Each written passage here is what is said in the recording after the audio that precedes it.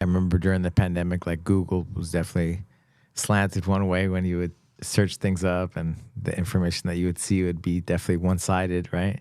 So one-sided. I mean, that whole thing was crazy, how the whole world got on board with this one agenda, and anyone who was speaking a different truth was censored, deplatformed, like totally taken out of the conversation.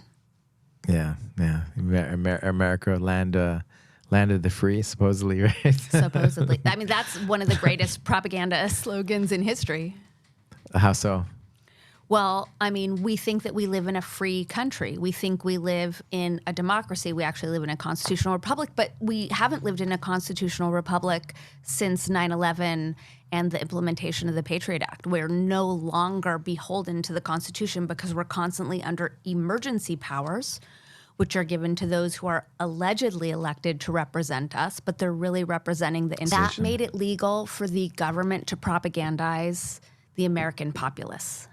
And you can see a very distinct difference between media pre-2012 and media post-2012. And that was Obama's gift to our country. I guess for me, I kind of started to wake up during 2020 when I started to watch those press conferences, and I actually watched the whole thing. And then, you know, the news or the headlines were completely, they just took it out of context. It wasn't what Trump has said, or, you know, what actually had happened.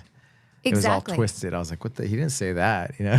Just when I started to see those press conferences and then them spinning the headlines, I was like, what is going on here? That he didn't say that, you know?